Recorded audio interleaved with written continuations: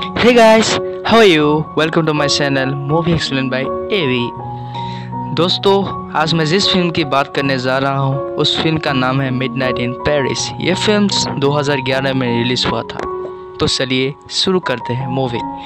ये कहानी है गिल की, जो जाने अनजाने में पेरिस में टाइम ट्रेवल करके समय में पीछे चले जाते हैं। तो कहानी शुरू होती है गिल से, जो कि एक स्क्रीन राइटर है। स्क्रीन राइटर उसे कहा जाता है जो फिल्मों की कहानी लिखता है। गिल एक किताब लिखना चाहता है जिसमें नॉस्टैल्जिया शॉप के बारे में लिखा गया है, जिसमें एक लीड कैरेक्टर जो कि एक नॉस्टैल्जिया शॉप चलाता है। गिल अपने फियोंसे के साथ पेरिस घूमने आया था, जिसका नाम है इनेस। उसे पेरिस बहुत अच्छा लगता है और वो पेरिस में ही हमेशा के लिए रहना चाहता है। लेकिन इनेस पेरिस में रहना नहीं चाहता, वो लॉस एंजल्स में रहना पसंद करता है। इन दोनों के ख्यालात अलग है, फिर भी ये दोनों एक दूसरे से बहुत ही प्यार करते हैं और एक दूसरे से शादी करना चाहते हैं। गिल अपने फियोंसे इनेस से बहुत ही प्यार करता है। एक दिन वो और इनेस के पेरेंट्स के साथ एक रेस्टोरेंट में डिनर करने जाते हैं और एक साथ खाना खाते हैं। जब ये सब डिनर कर रहे होते तभी वहाँ पर इनेस का एक बहुत ही पुराना फ्रेंड जिसका नाम पॉल है वो मिलता है। पॉल के साथ उसकी वाइफ कैरल भी होती है और ये सभी लोग डिसाइड करते हैं कि नेक्स्ट डे ये सभी एक साथ घूमने के लिए जाएंगे और खूब मज़े करेंगे। अगले दिन वो सभी घूमने जाते हैं जहाँ पर पॉल उन सभी को गाइड कर रहा था। लेकिन गिल को पॉल बिल्कुल भी पसंद नहीं करता और वो उनकी कंपनी को भी एंजॉय नहीं करता, इसीलिए गिल उनके साथ बिल्कुल भी एंजॉय नहीं कर पाता है। अब बातों ही बातों में इनेस सबको बताती है कि गिल 20वीं सदी में जीना चाहता है। वो बताती है कि अगर गिल पास टाइम में होता तो वो ज़्यादा खुश होता और वो हैप्पी रहता। सभी आप वो दिन भर घूम के रात को डांस के लिए जानते हैं, लेकिन गिल कहता है कि तुम लोग जाओ, मैं अपने होटल के लिए रवाना होता, क्योंकि गिल को डांस बिल्कुल भी अच्छा नहीं लगता। इसलिए वो सभी गिल को छोड़कर डांस के लिए जाते हैं और गिल अपने होटल के लिए रवाना होता है। लेकिन गिल अपने होटल का रास्ता भूल जाता है और वहाँ के कुछ लोगों को होटल के रास्ते के बारे में पूछता है, लेकिन वहाँ के लोगों को गिल का भाषा समझ में नहीं आता, क्योंकि वहाँ के लोग इंग्लिश नहीं जानते। इसलिए गिल थक हार कर एक जगह पे बैठ जाता है। उसके बाद वहाँ पर एक घड़ी का घंटा बजता है और वहाँ पर एक गाड़ी आके रुकती है। वो गाड़ी बहुत ही पुरानी लग रही थी और ये गाड़ी 20वीं सेंचुरी की होती है। और उस गाड़ी से एक आदमी बाहर आकर गिल से कहता है कि आओ हम तुम्हें घर छोड़ देते हैं। उसके बाद वो गाड़ी गिल को एक पार्टी पे ले जाता है। गिल पार्टी में जाकर देखता है कि सभी लोगों ने पुराने ज़माने के कपड़े पहना हुआ था। उसके बाद गिल को ये देखकर बहुत ही शौक लगता है। उसके बाद गिल सोचता है कि शायद ये पार्टी का थीम होगा। उसके बाद गिल से एक औरत आके मिलती है जिसका नाम जेल्दा था। जेल्दा गिल से पूछती है कि तुम परेशान लग रहे हो यंग मैन। गिल कहता है कि क्या तुम्हें सच में इंग्लिश आती है? तो जेल्दा कहती है हाँ, मुझे इंग्लिश आती है। उसके बाद जेल्दा गिल से पूछती है कि तुम क्या करते हो? तो गिल बताता है कि मैं एक राइटर हूँ। उसके बाद जेल्दा अपने हस्बैंड को गिल से मिलाता है। जेल्दा गिल से कहता है कि ये मेरे हस्बैंड हैं जिसका नाम स्कॉट फिजरलैंड है। ये सुनकर गिल बहुत ही शौक होता है क्योंकि उसका एक फेवरेट राइटर का नाम भी स्कॉट फिजरलैंड ही होता है। गिल शौक होकर पूछता है कि मैं इस वक्त कहाँ हूँ? तो स्कॉट उसे बताता है कि तुम इस वक्त योन कुकटू के पार्टी में हो। गिल ये सुनकर बहुत ही हैरान होता है क्योंकि योन कुकटू उस वक्त के एक जाने माने हस्ती हुआ करते थे। उसके बाद ये सभी लोग पार्टी से बोर होकर पार्टी छोड़कर एक कैफ़े में जाते हैं। कैफ़े में स्कॉट गिल को एक आदमी से मिलाता है और कहता है कि ये भी एक राइटर है। वो आदमी गिल से कहता है कि हेलो, मेरा नाम अर्नेस्ट हेमिंगवे है।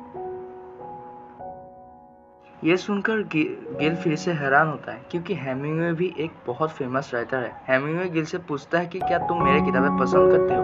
तो गिल कहता है कि पसंद है, मैं आपके काम से प्यार करता हूँ, मैंने आपके सारे किताबें पढ़े हैं। हेमिंगवे गिल से पूछता है कि तुम कैसी नॉवेल लिख रहे हो? तो गिल बताता है कि मैं एक ऐसी किताब लिख रहा हूँ जिसमें एक आदमी नॉस्टैल्जिया शॉप में काम करता है। उसके बाद हेमिंगवे गिल से पूछता है कि नॉस्टैल्जिया क्या है। फिर गिल उसे बताता है कि नॉस्टैल्जिया वो दुकान है जहाँ पे पुराने सामान बेचा जाता है। उसके बाद गिल हेमिंगवे से पूछता है कि क्या आप मेरे किताब पढ़कर उसका फीडबैक देंगे। हेमिंगवे इसके लिए मना कर देते हैं। वो कहता है कि अगर तुमने किताब अच्छी नहीं लिखी तो मुझे इस पर बहुत गुस्सा आएगा, और तुमने अगर किताब अच्छी लिखी है तो मुझे इससे बहुत जलन होगी, इसलिए तुम्हें एक राइटर का फीडबैक नहीं लेना चाहिए। उसके बाद हेमिंगवे गिल से कहता है कि तुम गैरो स्टाइन से मिलो और उससे अपनी नॉवेल का फीडबैक लो। मैं अपनी सारी नॉवेल का फीडबैक उन्हीं से लेता हूँ। उनका नाम सुनकर गिल फिर एक बार हैरान हो जाता है। गिल उनसे कहता है कि सच में क्या वो मेरी नॉवेल पढ़ेंगे। हेमिंगवे गिल से कहता है कि तुम मुझे अपनी नॉवेल दे दो, मैं उन्हें दे दूंगा। इस बात से गिल बहुत ही एक्साइटेड हो जाता है। वो कहता है कि मैं अपनी नॉवेल अभी ले आता हूँ, और वो वहाँ से बाहर निकल आता है। गिल आज बहुत ही खुश था कि वो आज अपने सभी फेवरेट राइटर से मिला है। गिल आज हेमिंगवे, स्कॉट फिtzgerald इन सभी से मिला है, तो गिल आज बहुत ही खुश था। उसके बाद गिल सोचता है कि मैंने उन्हें नहीं बताया कि मैं उन्हें अपनी नॉवेल कहाँ दूंगा। यह सोचकर जब गिल पीछे मुड़ता है तो वो वहाँ पर देखता है कि वहाँ पर कैफे की जगह पर एक वॉशिंग मशीन की दुकान होता है। उसके बाद ये देखकर गिल बहुत हैरान होता है। दरअसल गिल किसी तरह टाइम ट्रेवल करके 1920s में पहुंच जाता है, और अब गिल फिर से 2011 में पहुंच चुका था। अगले दिन वो पूरी तरह सदमे में रहता है। वो अपनी पत्नी इनेस से कहता है कि कल रात मैं किसी तरह 1920s में चला गया था। उसकी पत्नी इनेस कहती है कि अच्छा, तो तुमने ये सपना देखा। गिल कहता है कि नहीं, ये सपना नहीं है, ये हकीकत है, मैं कसमें कल रात 1920s में चला गया था। उसके बाद गिल अगले रात उसकी पत्नी इनेस को फिर से उसी जगह पे ले जाता है जब पिछली रात गिल 1920s में चला गया था।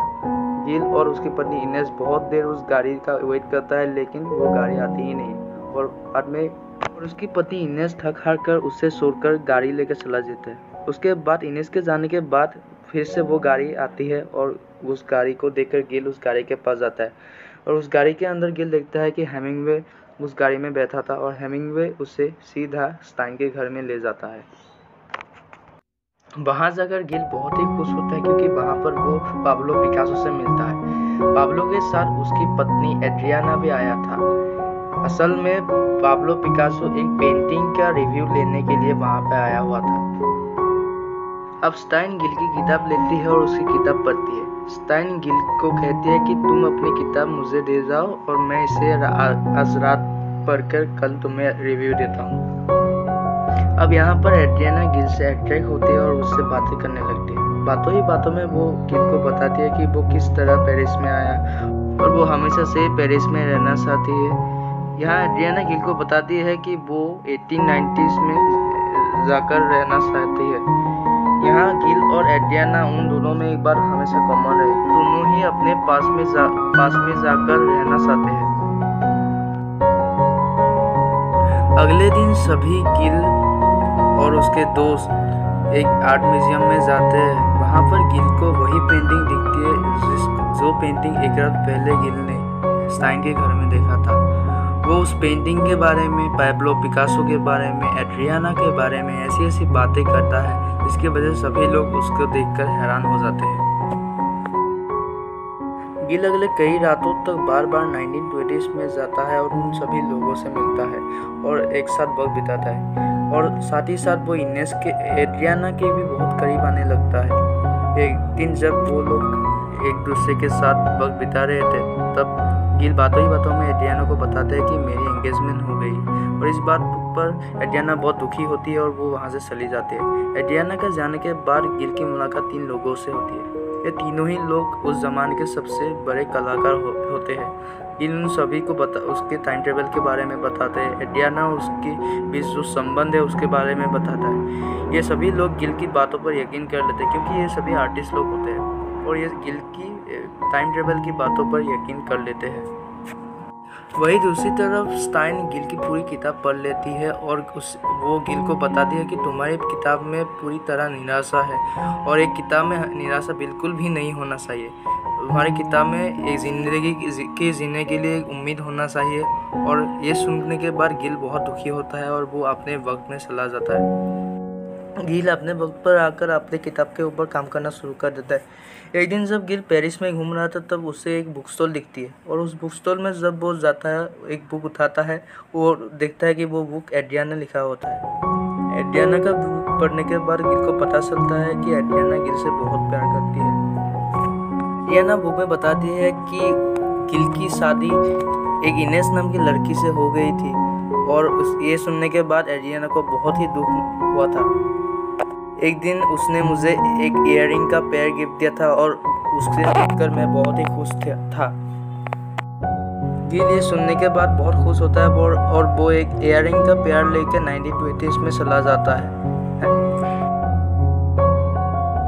वो सबसे पहले स्टाइन के पास जाता है और स्टाइन को अपनी किताब देता है। वो स्टाइन से कहता है कि मैंने अपनी किताब में कुछ चेंजेस किए हैं और आप प्लीज़ मेरी किताब को पढ़िए। उसके बाद गिल एक पार्टी में जाता है जहाँ पर वो एड्रियाना से मिलता है।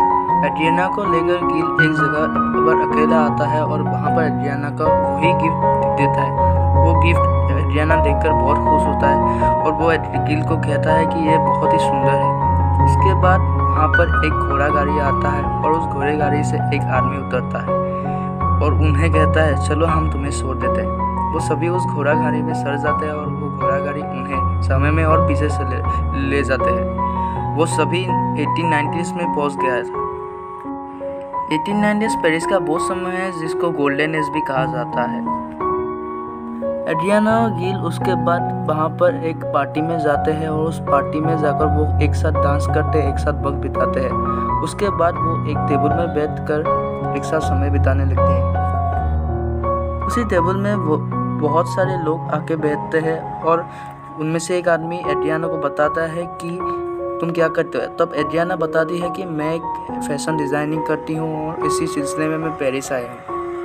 उसके बाद उनमें से एक आदमी कहता है कि तुम यहीं पर रुक जाओ और तुम यहीं पर फैशन डिज़ाइनिंग करो। ये सुनकर एड्रियाना बहुत दुखी होती है और वो कहते हैं कि मैं यहाँ नहीं रहती हूँ। उसके बाद एड्रियाना गिल को अकेले में ले जाकर कहते हैं कि मैं इसी टाइम में रहना चाहती हूँ।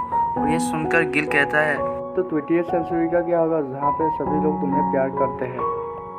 एड्रियाना गिल को बताता है कि वो प्रेजेंट है, वो डाल है, वो बोरिंग है। मैं इसी वक्त में हमेशा से रहना चाहती हूँ और ये पेरिस का सबसे गोल्डन एज भी है। उसके बाद गिल बताता है कि जिस तरह से तुम्हें 1920s बोरिंग लग रहा है उसी तरह से 2011 भी मेरे लिए बोरिंग था। दरअसल असल में हम सभी अपने प्रेजेंट वक्त से भागना चाहते हैं और अपने प्रेजेंट वक्त को फेस नहीं करना चाहते हैं। गिल के बहुत समझाने के बाद भी एड्रियाना नहीं मानती और वो कहते हैं कि मुझे अपना प्रेजेंट पर बिल्कुल भी अच्छा नहीं लगता और मैं यही रहना चाहती हूँ।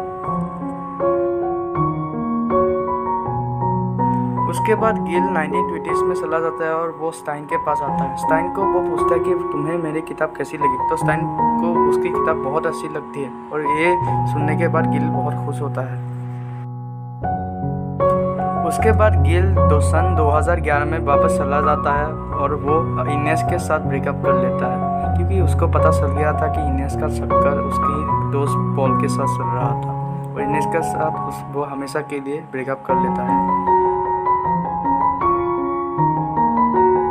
उसके बाद गिल हमेशा के लिए पेरिस में रह जाता है और एक दिन जब गिल पेरिस में घूम रहा था तो उसकी मुलाकात एक लड़की से होती है। उस लड़की के ख्यालात गिल से बहुत मिलते हैं और उसकी दोस्ती गिल से हो जाती है। ये दोनों जब एक साथ बातें कर रहे थे और उसी वक्त पेरिस में बारिश होना शुरू हो गया था।